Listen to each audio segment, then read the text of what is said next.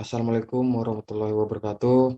Izin memperkenalkan diri, Tarno Utama, Poltekip Angkatan 54, nama Wahyu Anggi Gumelar, STB 3934, Prodi Manajemen Pemasarakatan B. Baik, kali ini saya akan menjelaskan terkait Badan Layanan Umum atau yang sering disebut dengan BLU. Pertama-tama, kita harus mengetahui lebih dahulu apa itu Badan Layanan Umum. Badan Layanan Umum merupakan bagian yang tidak terpisahkan dari Kementerian Negara, lembaga dan kementerian, atau lembaga negara menyelenggarakan pengelolaan keuangan negara secara mandiri.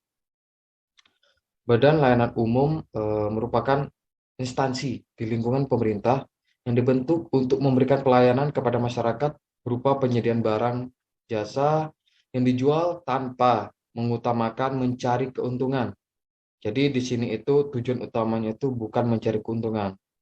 Dan dalam melakukan kegiatannya didasarkan pada prinsip efisiensi dan produktivitas.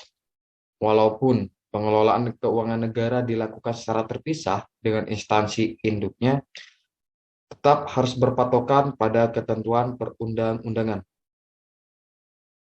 Apa saja karakteristik BLU itu? Yang pertama yaitu berkedudukan sebagai instansi pemerintah. Asetnya merupakan kekayaan negara yang tidak dipisahkan.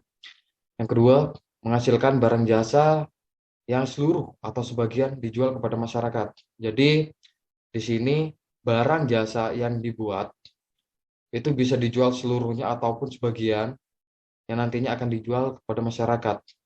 Yang ketiga, tidak mengutamakan mencari keuntungan. Nah, seperti yang saya jelaskan sebelumnya, memang di sini mencari keuntungan memang diperbolehkan, cuman di sini bukan merupakan tujuan utama. Seperti itu. Yang keempat, dikelola secara otonom dengan prinsip efisiensi dan produktivitas ala korporasi. Nah, selanjutnya, apa saja sih fleksibilitas BLU itu sendiri? Yang pertama, pendapatan dapat digunakan langsung, namun tetap melakukan pengesahan kepada KPPN. Dan di sini maksudnya dari barang atau jasa yang dijual kepada masyarakat itu kan tadinya nantinya akan mendapatkan keuntungan. Nah, keuntungan itu kan merupakan pendapatan. Jadi pendapatan itu bisa digunakan langsung, akan tetapi harus melalui KPPN. Seperti itu. Yang kedua, fleksibel budget dengan ambang batas. Eh, Sesuai Peraturan Menteri Keuangan Nomor 2 garing PMK 05/2011 tentang rencana bisnis dan anggaran, serta pelaksanaan anggaran Badan Layanan Umum pasal 3 disebutkan bahwa rencana bisnis anggaran sebagaimana dimaksud dalam pasal 2 ayat 2 menganut pola anggaran fleksibel budget, seperti itu dalam bahasa Inggrisnya, dengan suatu persentase ambang batas tertentu. Yang ketiga, investasi jangka pendek untuk pengelolaan kas. Jadi di sini investasi jangka pendek yang dilakukan oleh Satker BLU itu sendiri dilaksanakan dalam kerangka pengelolaan kas melalui pemanfaatan surplus kas BLU. Investasi tersebut dilakukan pada instrumen keuangan dengan risiko rendah, seperti deposito ataupun surat berharga jangka pendek lainnya.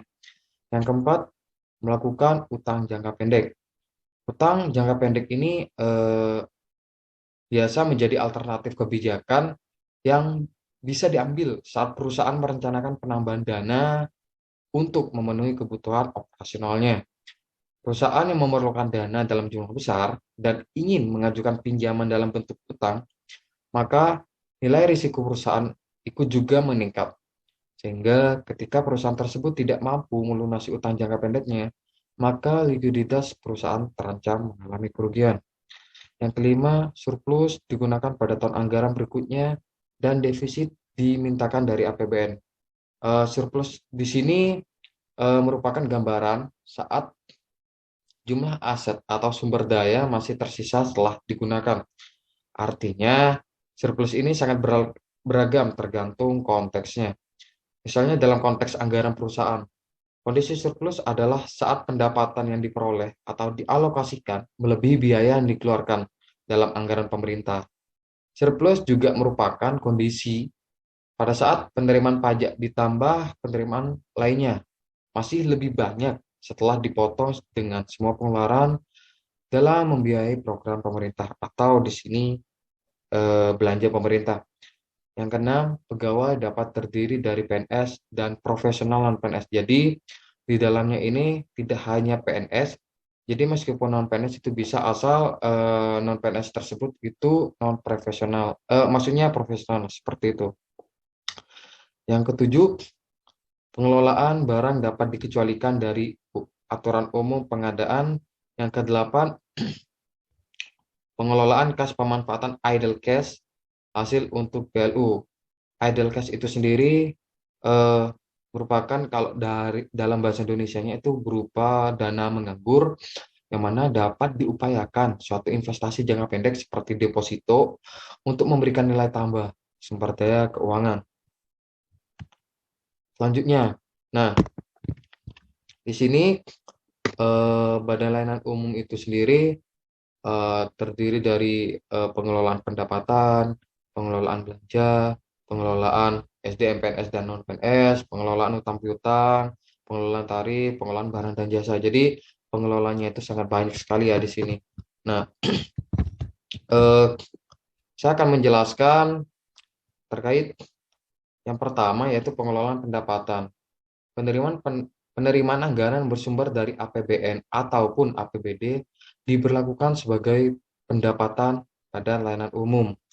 Pendapatan yang diperoleh dari jasa layanan yang diberikan kepada masyarakat dan hibah tidak terikat yang diperoleh dari masyarakat atau badan lain merupakan pendapatan operasional prosedur. Selanjutnya yaitu tentang pengelolaan belanja. Nah, di sini belanja BLU itu sendiri terdiri dari unsur biaya yang sesuai dengan struktur biaya yang dituangkan dalam rencana belanja anggaran definitif. Pengelolaan belanja BLU diselenggarakan secara fleksibel berdasarkan kesetaraan antara volume kegiatan pelayanan dengan jumlah pengeluaran, mengikuti praktik bisnis yang sehat. Dalam hal terjadi kekurangan anggaran, BLU dapat mengajukan usulan tambahan anggaran dari APBN atau APBD kepada Menteri Keuangan melalui Menteri atau pimpinan lembaga sesuai dengan kewenangannya. Belanja BLU dilaporkan sebagai belanja barang dan jasa kementerian negara atau lembaga atau bahkan pemerintah daerah. Selanjutnya, pengelolaan SDM PNS dan non-PNS. Pemimpin BNU memiliki wewenang untuk menetapkan persyaratan untuk posisi calon pegawai non-PNS BLU. Selanjutnya, pengelolaan utang dan piutang. BNU dapat memberikan piutang sehubungan dengan penyerahan barang, jasa, atau transaksi lainnya yang dapat berhubungan langsung atau tidak langsung dengan kegiatan BLU. Piutang BLU dikelola dan diselesaikan dengan tertib, efisien, ekonomis, transparan, dan bertanggung jawab, serta dapat memberi nilai tambah sesuai dengan praktek bisnis yang sehat dan berdasarkan ketentuan peraturan perundang-undangan. Piutang BLU dapat dihapus secara mutlak dan atau bersyarat oleh pejabat yang berwenang. Nilainya ditetapkan secara berjenjang. Kewenangan penghapusan piutang secara berjenjang sebagaimana dimaksud, yaitu dapat memiliki utang sehubungan dengan kegiatan operasional atau bahkan perikatan peminjaman dengan pihak yang lain. Sedangkan untuk utang BLU dikelola dan diselesaikan secara tertib, efisien, ekonomis, transparan, dan bertanggung jawab sesuai dengan praktek bisnis yang sehat. Pemanfaatan utang yang berasal dari perikatan peminjaman jangka pendek ditujukan hanya untuk belanja operasional. Pemanfaatan utang yang berasal dari perikatan peminjaman jangka panjang ditujukan hanya untuk belanja modal. Kewenangan peminjaman sebagaimana dimaksud di sini yang bertanggung jawab yang mengatur yaitu Peraturan Menteri Keuangan. Selanjutnya, pengelolaan tarif. BLU dapat memungut biaya kepada masyarakat sebagai imbalan atas barang jasa layanan yang diberikan.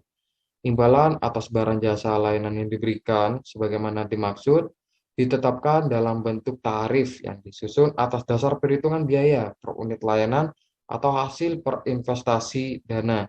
Tarif layanan sebagaimana dimaksud diusulkan oleh BLU kepada Menteri. atau pimpinan lembaga sesuai dengan kewenangannya.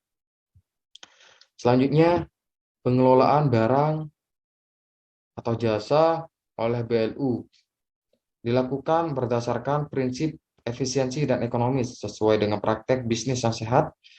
Kewenangan pengadaan barang atau jasa diselenggarakan berdasarkan jenjang nilai yang diatur dalam Peraturan Menteri Keuangan. Selanjutnya, apa itu tujuan dari BLU? Nah, tujuan BLU itu untuk meningkatkan pelayanan kepada masyarakat dalam rangka memajukan kesejahteraan, mencerdaskan kehidupan bangsa. Yang mana di sini terbagi menjadi tiga, yaitu mencerdaskan kehidupan bangsa, meningkatkan kualitas pelayanan masyarakat, dan yang terakhir memajukan kesejahteraan umum. Nah, BLU itu sendiri terdiri dari beberapa peraturan perundang-undangan. Yang pertama yaitu UU nomor 1 tahun 2004 pasal 68 sampai 69, UU 23 nomor 23 tahun 2014 pasal 346, Peraturan Menteri Keuangan 220 tahun 2000 LKBLU, Peraturan Menteri Keuangan 92 tahun 2011 tentang penyelenggaraan BLU, Perdirjen 20 Pedoman Teknis Penganggaran BLU, Perdirjen PB 47 tahun 2014 LPJ BLU, Perdirjen PB 002 tahun 2015 pengesahan pendapatan dan belanja. Nah, di sini saya menampilkan terkait komposisi BLU per sektor, di mana di sini yang terkecil yaitu ada layanan kawasan, yang mana hanya ada 4 unit. Selanjutnya pengelola dana hanya ada 8 unit. Selanjutnya barang atau jasa hanya ada 26 unit. Nah, ini nomor 2 yang tertinggi yaitu ada pendidikan, ada 92 unit, dan yang terakhir yang pastinya paling tinggi yaitu ada pada sektor kesehatan sebanyak 94 unit. Perkembangan Badan Layanan Umum. Nah, di sini bisa dilihat ya, jumlah BLU dari tahun ke tahun di sini mengalami peningkatan secara terus-menerus. Kita bisa lihat dari tahun 2015 dia berjumlah 152 di Indonesia, terus naik jadi 176 di tahun 2016, terus sampai saat estimasi 2021 ini sekitar 250-an. Nah, selain jumlahnya yang mengalami peningkatan yaitu terkait pada pendapatan BLU dari tahun ke tahun. Ini hitungannya dalam triliun rupiah. Jadi tahun 2016 itu ini ya 41, meskipun dia mengalami sempat turun di tahun 2019, akan tetapi kan setelah itu naik menjadi pada saat 2021 sebanyak 58,8, itu estimasi ya, seperti itu. Nah, selanjutnya jumlah BLU berdasarkan rumpun layanan. Nah, rumpun layanan itu sendiri yang seperti saya katakan sebelumnya yang ini. Jadi pendidikan itu ada 100, terus pengelolaan dana itu ada 10. Ini berdasarkan layanannya ya. Barang dan jasa lainnya itu terdapat 23, pengelola kawasan dapat 5, dan seperti biasa yang terbanyak itu masih di kesehatan seperti itu. Nah, di sini sebaran beberapa BLU di Indonesia itu terdapat di beberapa lokasi. Bisa dilihat di Bangka Belitung itu terdiri lokasinya berada di 4 lokasi, yaitu Universitas Negeri Jambi, RS Bayangkara Bengkulu, Balai Pengelola Kereta Api Ringan, seperti itu ya. Nah, di sini bisa dilas sendiri sebaran-sebaran beberapa BLU di Indonesia. Ini contohnya di Pulau Jawa terdapat di Universitas Sultan Agung Tirtayasa Banten, Poltekkes Tasikmalaya, RSUP Fatmawati. Jadi ini tidak hanya di kampus, dan ini bisa juga di bisa juga di bandara, bisa juga di rumah sakit, bisa juga malah ini Balai Pengelola Kereta Api Ringan, seperti itu. Jadi tidak harus universitas dan rumah sakit ya. Jadi bisa di tempat yang lainnya. Seperti itu. Baik, dapat disimpulkan bahwa Badan Layanan Umum merupakan aset negara yang tidak terpisahkan dalam rangka menyelenggarakan pengelolaan keuangan negara secara mandiri, tanpa mengutamakan mencari keuntungan dan dalam melakukan kegiatannya didasarkan pada prinsip efisiensi dan produktivitas. Dengan harapan apa yang saya sampaikan, rekan-rekan bisa memahami dengan baik dan paham mengenai Badan Layanan Umum. Saya juga mengucapkan terima kasih kepada rekan-rekan yang sudah mendengarkan dan menyimak. Semoga kita bisa bertemu di lain kesempatan. Wassalamualaikum warahmatullahi wabarakatuh.